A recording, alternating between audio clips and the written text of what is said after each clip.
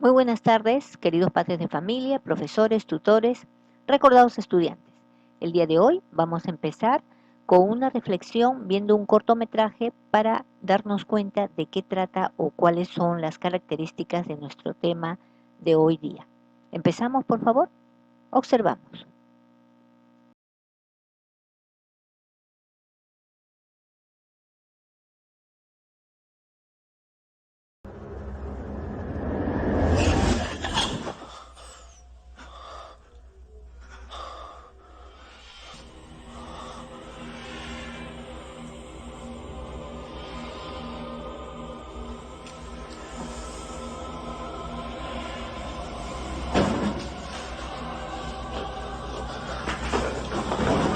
Aguanta la respiración. ¡Aguántala!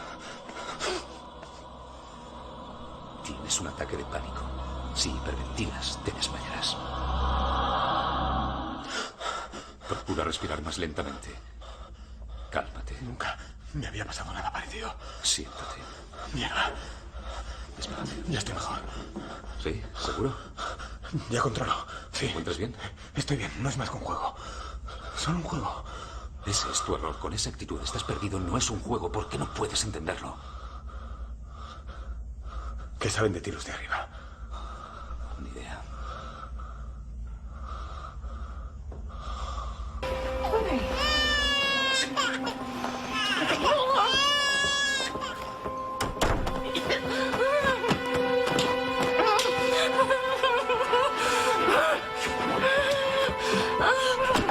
Dr. Robbins home. You're great. Okay. Okay. Okay, you're okay. Hang on. Hang on. Deep breath. Deep breath. I need you to breathe for me. Breathe for me, Dr. Gray. Breathe. Stay still. Stay still. I'm gonna get you some air. Just stay still. I'm gonna open you up, okay? Okay.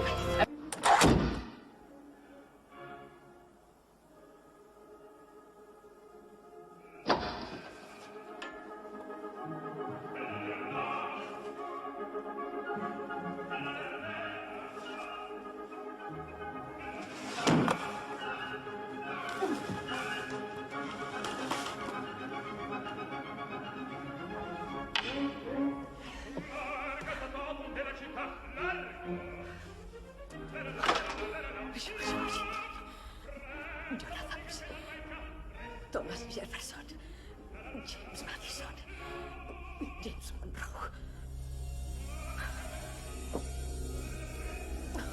Vamos, Garland. John Quincy Adams. Martin Van Buren.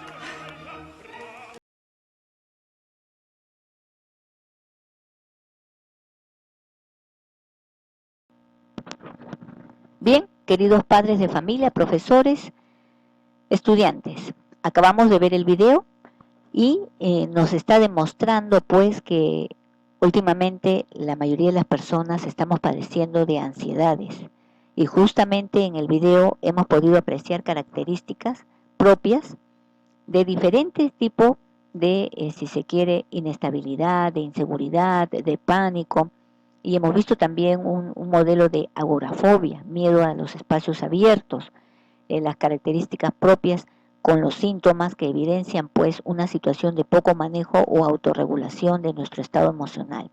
Justamente lo hemos puesto para que ustedes tengan una idea cómo la persona se desestabiliza frente a situaciones de su poco autorregulación emocional. Entonces, el tema que vamos a trabajar hoy día justamente tiene que ver mucho con este video. Ataque de pánico en pandemia. Entonces, empezamos dando un concepto, una definición sobre ataque de pánico.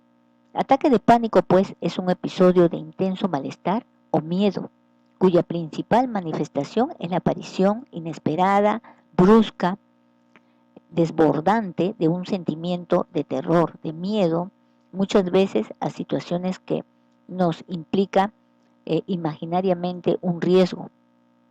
Hoy en día estamos con una situación poco manejable, como es el COVID-19, el cual es un enemigo invisible en donde no podemos saber cuál es, digamos, su sintomatología, porque se está evidenciando pues que está mutando y que la forma que tiene esta enfermedad no es conocida. Los síntomas están variando. Entonces, esto nos implica a la mayoría de nosotros una situación de tensión, una situación de repente de ansiedad, en donde la mayoría de personas entran en pánico y tienen miedo a morir o a enfermarse gravemente, porque evidencian que son ahogamientos, que son malestares de dolor de cabeza, de fiebre. Esta sintomatología generalmente se somatiza, ¿no? Lo que es cuando nos referimos a un ataque de pánico. El desarrollo de estos síntomas alcanza una intensidad de 10 minutos, solucionándose o autorregulándose o autocontrolándose en 20 a 30 minutos. Situaciones de ansiedad que a veces no podemos controlar ni manejar. Pero, ¿cuáles son las causas de crisis de pánico? Vamos a indicar 3. Las biológicas, que es la desregulación del sistema nervioso central, que es la dificultad para respirar. Cuando entramos en pánico, cuando entramos en ansiedad, no podemos controlar y hay una desregulación del sistema nervioso central. El otro punto sería ambientales, situaciones de vida relacionadas con abandono, con separación, con aislamiento. Y la tercera y última serían las psicológicas, que también son causas de crisis, intolerantes, que amenazan la relación del interactuar, del interpersonal o un estilo familiar que crea muchas veces en personas la dependencia. Es decir, estos 3 puntos son los causantes de crisis de pánico, porque entramos en desequilibrio de un manejo biológico, de un manejo situacional, de un manejo emocional. Entonces, podemos inferir en que estos síntomas pueden clasificarse en una variedad y tenemos entre los cuales síntomas neurovegetativos que obedece pues a situaciones de mareo, a sensación de debilidad, a sudoración, a temblores, a hormigueo en el cuerpo, a oleadas de frío y calor y también síntomas digestivos, náuseas, malestar estomacal. También podemos detectar síntomas emocionales, que son los que más, digamos, si se quiere, es la predisposición a lo que es la ansiedad, temor a morir, porque nuestros pensamientos irracionales invaden y nos dan como resultado emociones inestables, temor a perder el control emocional, sensación de estar en el límite, de no saber actuar o qué hacer frente a situaciones no manejadas, síntomas cardiovasculares también, palpitaciones, latidos intensos, malestar o opresión del pecho, síntomas respiratorios, que da la sensación de falta de aire, de sofocación, sensación de ahogo.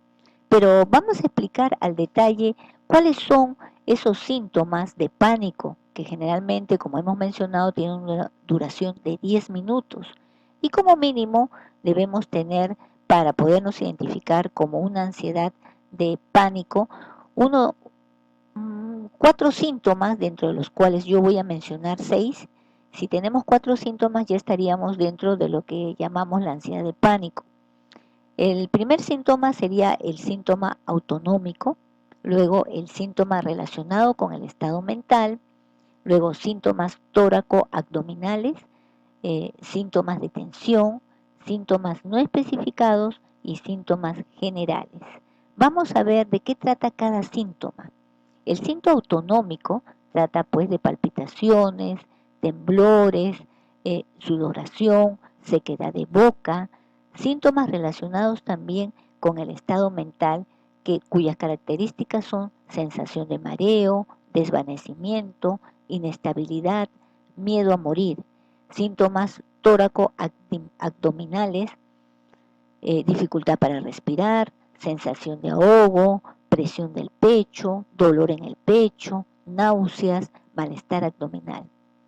Los síntomas de tensión Obviamente obedecen a tensiones musculares o dolores musculares, dificultad para relajarse, sentimiento de estar al límite, sensación de nudo en la garganta como querer llorar o dificultad para pasar la saliva o para tragar. Otros síntomas no específicos son sobresaltos inesperados, dificultad para concentrarse debido a la alta preocupación que tiene por ciertas, si se quiere, dificultades en su entorno. Irritabilidad, no tienen tolerancia, no hay mucha paciencia, dificultad para conciliar el sueño, eh, tiene despertares en la madrugada o a diferentes horarios sin poder llegar a conciliar nuevamente el sueño. Y los últimos síntomas generales, que es sofocación, es escalofríos, sensación de hormigueo, sensación de rigidez corporal. El tratamiento psicoterapéutico de un enfoque de terapia cognitivo-conductual va a obedecer a los siguientes pasos y esto nos va a ayudar a poder aclarar de que toda ansiedad puede manejarse, puede autorregularse, puede autocontrolarse en la medida que la persona ponga todo de su parte y decida, obviamente, superar esta situación.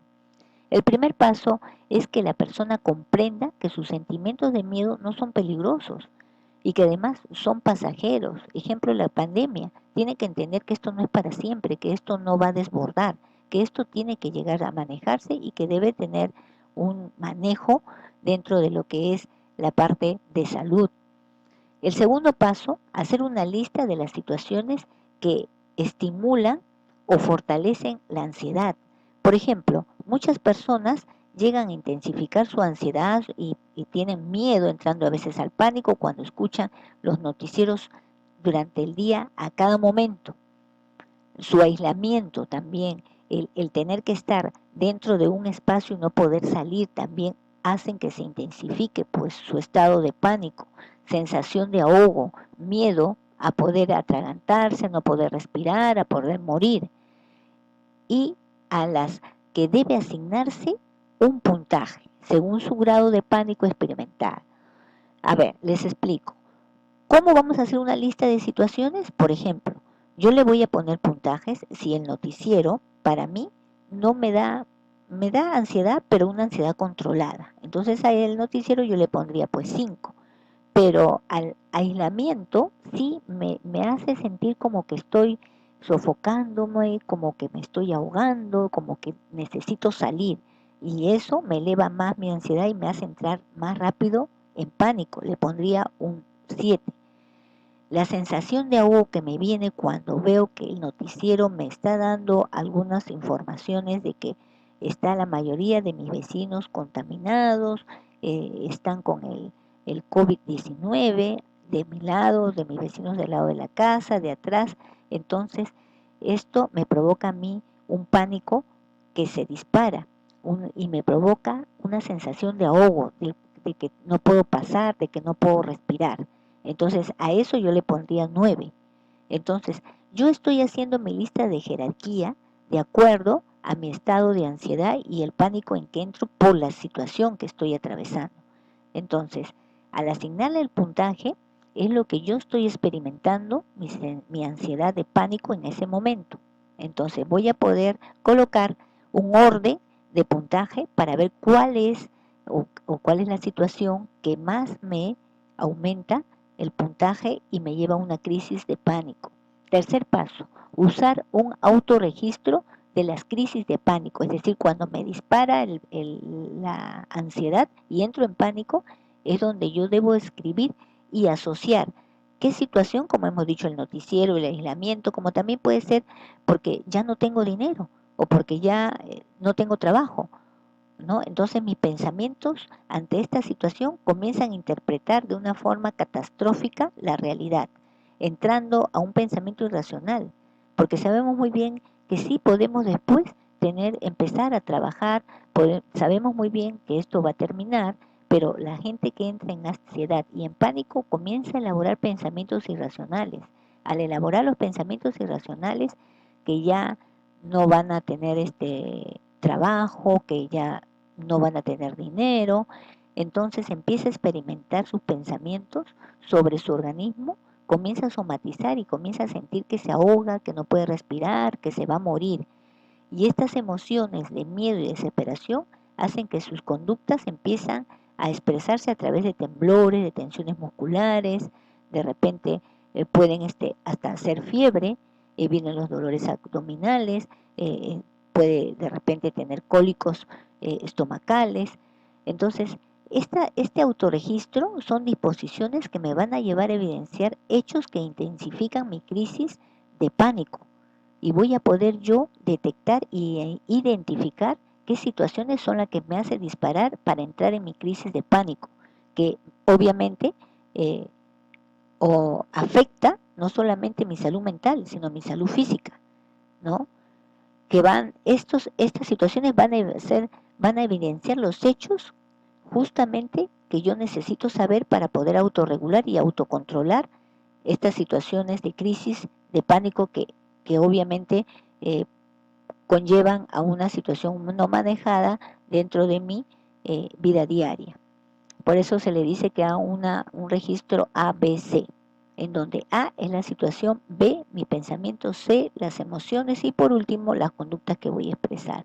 El cuarto paso es entrenar el manejo de síntomas con técnicas de relajación diafragmática, que ya la hemos hecho en anteriores videoconferencias y que son muy buenas, porque al hacer la técnica de relajación diafragmática, que es la respiración, voy a poder manejar y controlar la hiperventilación. Quinto paso, técnica de exposición progresiva, que consta de la técnica de imaginación y la técnica en vivo.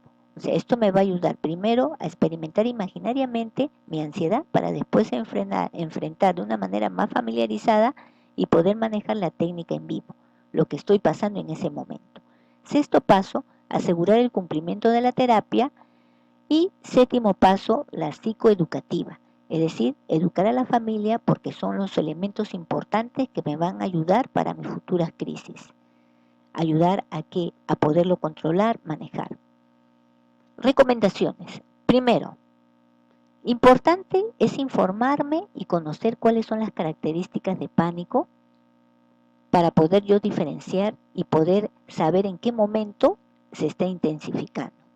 Segundo, reconocer los síntomas físicos a diferencia de los emocionales por ansiedad de pánico. Tercero, sentir miedo no es catastrófico, siempre que no afecte mi vida rutinaria.